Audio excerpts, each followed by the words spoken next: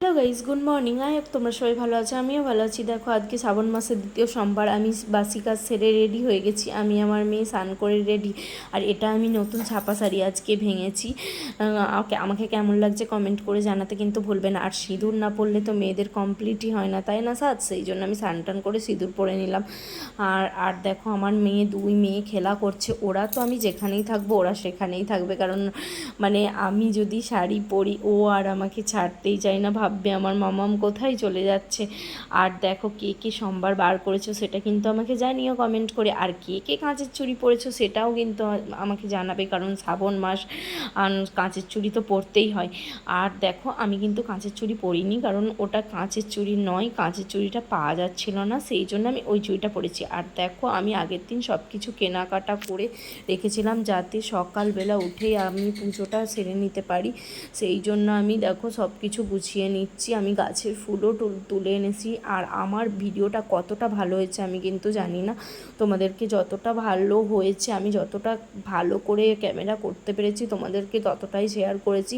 কেউ কিছু মনে করো না, কারণ পুরো ভিডিওটা তোমরা দেখবে আর কমেন্ট করে জানাবে কেমন হয়েছে। আমার কাছে স্ট্যান্ডও ছিল না, আমি জাস্ট কোনো রকম রেখে ফোনটা রেখে আমি ফুল দেখাতে পারছিলাম না আমার মুখটা, কারণ ফোনটা রেখে আমাকে সব কিছু মানে কভার করা যাচ্ছিল না ফোনের মধ্যে।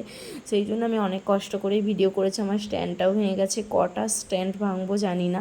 আর দেখো আমি সব ফলগুলো কেটে নিচ্ছি সব বসে বসে চাকু দিয়ে। আর এখন তো জানোই আমি গোপালের পুজো করি, মানে গোপালের সবসময় পুজো করতাম। আমার বিয়ের আগে থেকেই বিয়ের পর থেকেই গোপাল আছে, সরি ভুল বললাম, কারণ বিয়ের কিছুদিন পর থেকেই আমি গোপাল নিয়েছি। তখনও পুজো করতাম। আর এখন তো একদম প্রচুর ভালো করেই পুজো করি, তোমরা সেটা দেখতেই পারলে।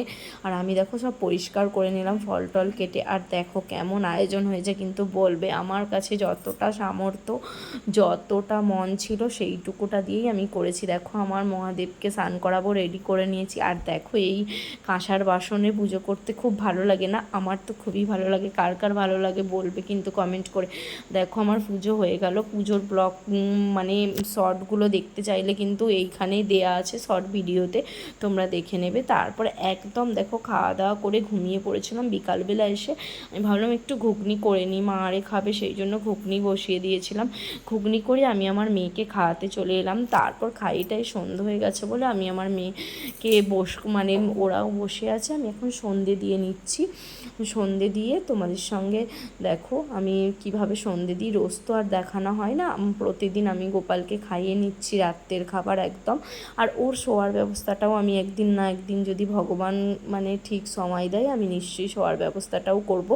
আর দেখো আমি ঘুগনি বানিয়ে নিয়েছিলাম, বললাম আমি আমার মেয়ে খেয়ে নিচ্ছি। তারপর আমি চলে এলাম একদম ডালিয়া বানাতে। আর হ্যাঁ, আমার মেয়ে না এখন পড়তে পেরে গেছে, তোমাদের সঙ্গে একদিন আমি শেয়ার করব কতটা কি পড়তে পারে। ও সব হিন্দিতে বলতে পারে।